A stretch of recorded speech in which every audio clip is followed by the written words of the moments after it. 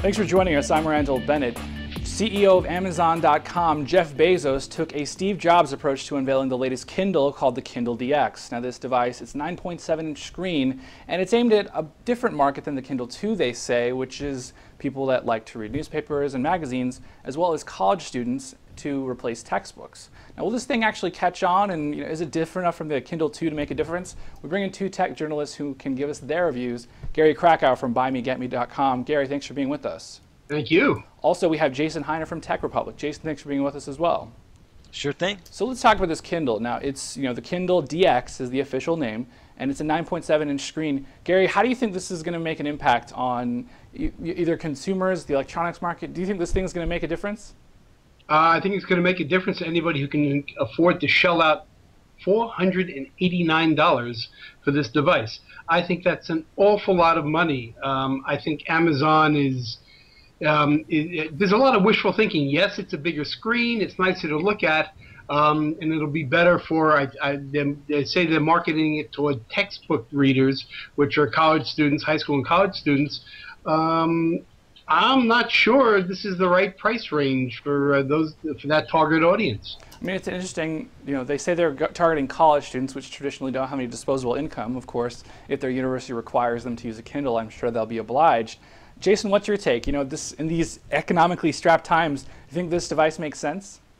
So I don't see a whole lot of college students or even average consumers going out and buying this, just shelling out their own money. Now, I do think there could be an opportunity for a textbook market if the textbooks, they can make them cheaper, and you buy this device and it's basically a wash, over a year or whatever, you come out about the same. I mean, I would have loved to have carried this around instead of all the textbooks that I used to carry around in college.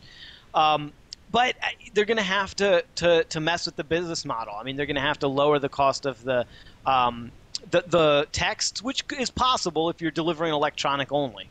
It's interesting, though. Those textbooks are about $150 for classes, and that most of the money is just going straight to profit. Trees aren't that expensive. I kind of hope that they'll bring down the price, but I'm not too confident. I don't know.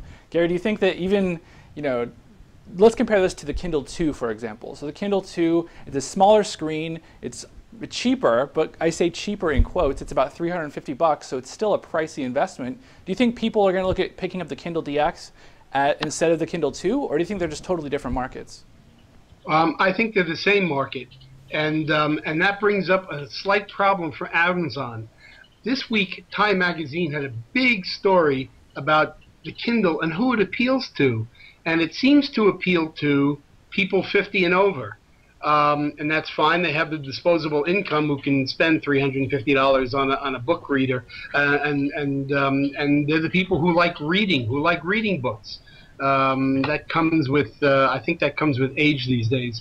But to be honest with you, I don't see this being a big hit with the people they're targeting, which are, like we said, the college and the college students, the high school students, and people who are going to use this for textbooks. It doesn't make sense.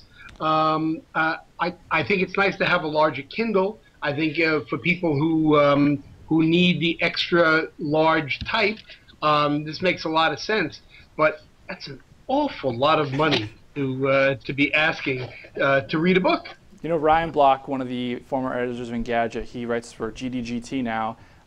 He mentioned on his Twitter feed that Amazon really needed to fix one problem with the Kindle, and it was the price. And obviously that wasn't the one thing that they fixed. Jason, do you think that in looking in comparison, were there any surprises for you where you were where you thought to yourself, this makes sense a little bit more, or is there anything really you took away from this event? So the PDF, I mean, it does PDF. I like that. It does. I like that it has an accelerometer in it, so it does do landscape mode as well. That's a big plus because it's trying to go for this newspaper magazine market. I don't know about that unless newspapers or mags are going to start subsidizing the device, selling it, for giving it to you at a lower price. Yeah, as part of a long-term subscription. I don't know about that. I mean, that's a tough call. To be honest, I thought the best thing that I've seen written about it was Chris Dawson over at ZDNet wrote this thing and said, just give me an app for textbooks. You know, Amazon has done this thing for Apple, the iPhone already, their little reader. Yeah. And he's saying that for textbooks, if you really want to go after that market, create a piece of software. All the students already have laptops now, and with netbooks, you can get a really cheap laptop and deliver this stuff via software. And I think that would be a much more compelling thing for them to do at this point. I don't know. The big screen Kindle, I just don't know who's going to buy it. I mean, the people who like newspapers, it's still not going to be as good as your big folio experience, you know, of having a big paper. And, you know, for textbook people in textbooks, like we said, unless the price of textbooks come way down, I don't see it there. But something like Kindle software that could deliver on multiple devices, multiple screens, laptops, desktops, that would make sense to me. I think that's actually a really good point. You know, they have the, like you said, the iPhone application where you can use all your Kindle books that are on your Kindle, or I actually use it just with the iPod Touch. I use my iPod Touch as an ebook reader through the Kindle software. It's interesting that they don't have software for the computer, because you figure with netbooks especially, and especially 3G enabled netbooks, if you look at something, you know, that one of those Asus models that, you know, has AT&T broadband built in, you could have essentially a Kindle at, you know, $200 less the price and 200% more the functionality. You know, you get Windows and internet service and all these different things. That's probably why they don't do it. Yeah. Because you have a Kindle at $200 less. I have to tell you, the Amazon software for the iPhone and the iPod Touch is absolutely fantastic. I thought it would be horrible to be reading a book on a small screen. It's great. Yeah. So I agree with you. I think they're missing out, and they should. If they're really making their money about selling books online, they should definitely have applications for Macs and PCs so that people can read the books on their computers. It seems kind of like a no-duh. Maybe they'll watch TechV and actually get some insights out of this. Guys, we're out of time, so we're going to have to leave it there. Gary Krakow from buymegetme.com and a bunch of other places too, Gary. You're all over the place. So Thank you. Thanks for being with us. Also, Jason Heiner from Tech Republic. Jason, thanks for joining us as well. Guys, we're out of time. I'm Randall Bennett. You can subscribe to us on iTunes. You can find us on YouTube. We're pretty much everywhere, so try and subscribe to our show. We'll see you later.